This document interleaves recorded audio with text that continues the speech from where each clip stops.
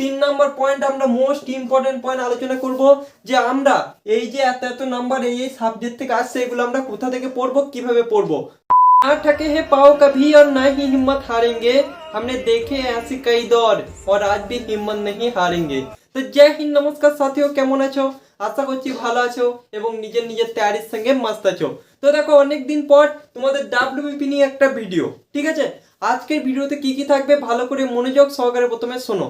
আজকের ভিডিওটা যদি না দেখো নিজের লস ভাই নিজেই করবে, ঠিক আছে?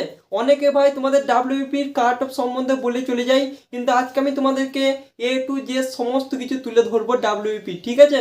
তো আজকে আমরা প্রথমত আলোচনা করব ডাব্লিউবিপি এক্সপেক্ট কাট অফ, ঠিক আছে? এক নম্বর পয়েন্ট আমরা কাট অফ নিয়ে আলোচনা করব। দু নাম্বার পয়েন্ট, ঠিক আছে, তোমার টার্গেট কত রাখা উচিত, ঠিক আছে, একদম সেফ জোনে তুমি কিভাবে থাকবে সেটাকে নিয়ে আমরা আলোচনা করব।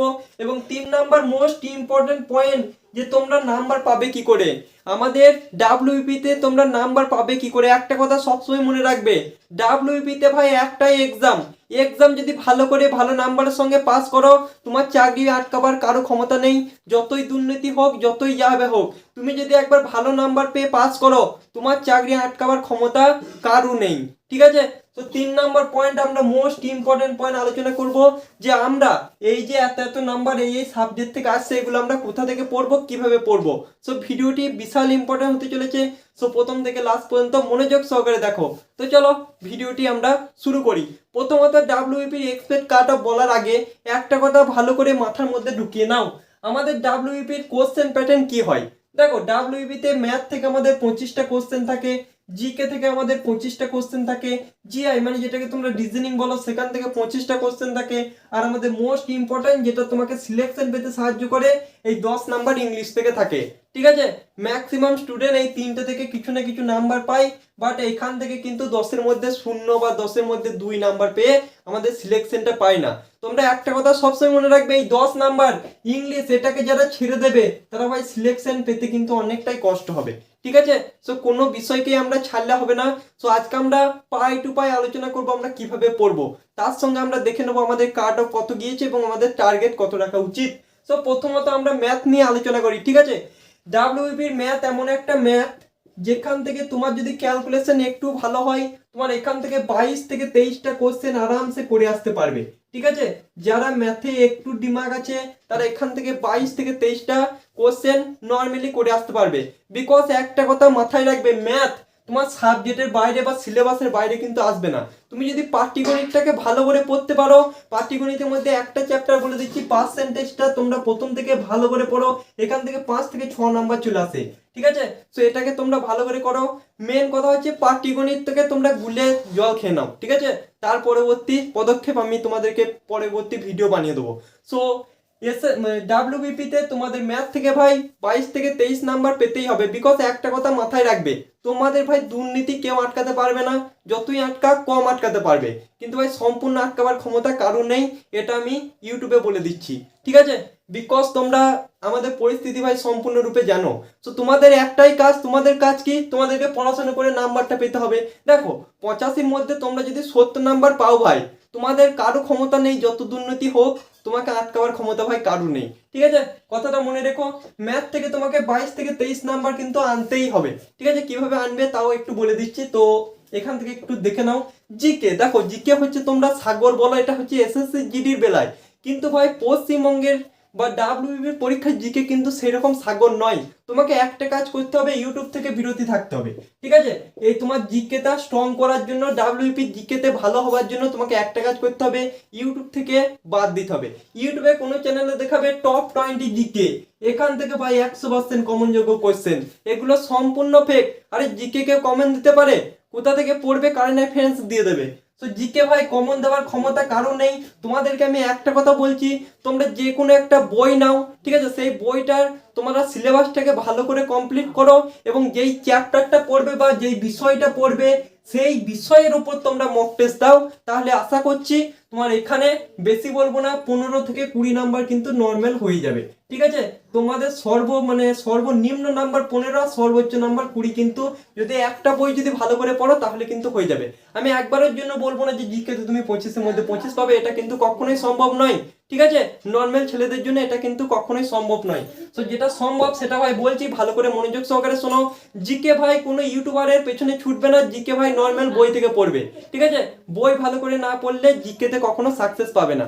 3 নাম্বার পয়েন্ট হচ্ছে জিআই। দেখো জিআই এখানে যতজন আমার ভিডিওটা দেখছো আশা করছি 25টার মধ্যে 20টা নর্মালি সকলে পারবে। ঠিক আছে, তোমরা একটা জিনিস লক্ষ্য করবে, তোমাদের যেই চ্যাপ্টারটা প্রবলেম, কারো ব্লাড রিলেশন প্রবলেম, কারো কোডিং প্রবলেম, তো সেই জিনিসগুলোর প্রতি জোর দাও। আশা করছি এখানে তোমরা নর্মালি মানে যেতে ছেলে 20 থেকে মানে 24 নাম্বার নর্মালি পেয়ে যায়। ঠিক আছে, জিকে আশা করছি সকলে পারো। এমন কেউ আছে কি যে জিকে পারো, সরি রিজনিং পারো না, এমন কেউ কি আছে? সকলে পারবে। এখানে যতজন ভিডিও দেখছে তার তোমাদের প্রতি আমার পুরো ভরসা আছে। রিজনিং ভাই নর্মালি সকলে পারবে, সে এটার প্রতি অত ফোকাস দিয়ে লাভ নেই। প্র্যাকটিস করো। ঠিক আছে, যেটা প্র্যাকটিস করবে এটা শুধুমাত্র প্র্যাকটিসের উপর নির্ভর। ঠিক আছে, জিকের কোনো বইয়ের জিআই এর কোনো বইয়ের দরকার নেই, কিছু দরকার নেই, অনলি প্র্যাকটিস। তারপর চলে আসছি ইংলিশ। দেখো ইংলিশ আমরা কিভাবে কমন পাবো। দেখো ইংলিশ ভাই তোমাকে ভাই আমি 10টা করতে বলছি না, 8টা করতে বলছি না। তুমি ইংলিশের টার্গেট রাখো 5 থেকে 6টা কোশ্চেন। ঠিক আছে, এই ইংলিশে যদি তুমি 10-এর মধ্যে 5টা, আরে আমি বলছি 4 থেকে 5টা কোশ্চেন রাখো। ঠিক আছে, এই 4, 5, 6 এই কোটা যদি করতে পারো 10টার মধ্যে, ভাই 10টার মধ্যে 4টে পারবে না? তো 10টার মধ্যে যদি তুমি 4-5টাও করো না, তাহলে তুমি অনেক ছেলের কাছ থেকে কিন্তু এগিয়ে যাবে। ঠিক আছে, কথাটা মনোযোগ সহকারে শোনো এবং নিজেকে একটু ইমপ্রুভ করার চেষ্টা করো। ইংলিশ ভাই একদম ছেড়ে দিও না। ডাব্লিউবি তে ম্যাক্সিমাম স্টুডেন্ট সিলেকশন পায় না, তার একটাই কারণ তারা ইংলিশটাকে কিছু মনেই করে না, ইংলিশটাকে তারা সম্পূর্ণরূপে ছেড়ে দেয়।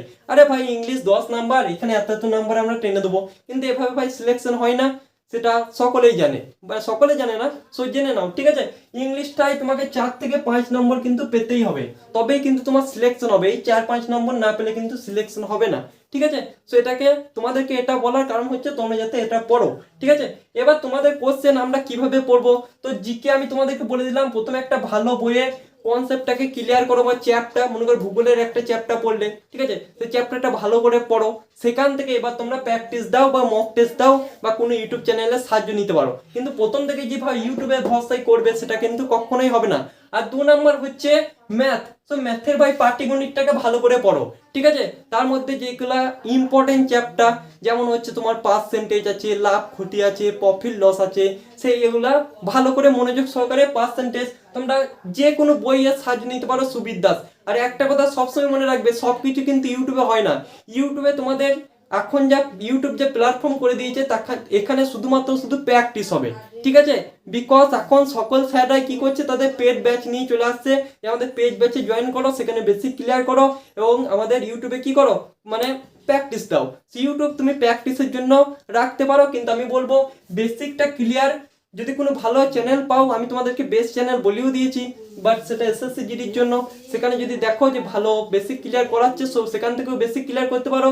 বাট আমি বলবো একটা বইয়ের সাহায্য নাও এবং বেসিক পাটিগণিতটাকে ভালো করে কমপ্লিট করো।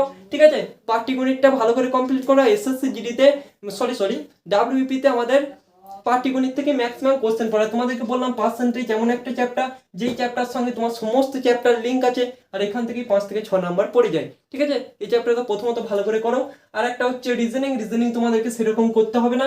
এবার চলে আসা যাক আমাদের টার্গেট বা এক্সপেক্ট কাট অফ। দেখো আগের বছর কিন্তু আমাদের জেনারেলদের প্রায়, আমি আনুমানিক বলছি, এটা সঠিকভাবে জানা নেই, 67 নাম্বারের মতো জেনারেলদের কাট অফ গিয়েছিল।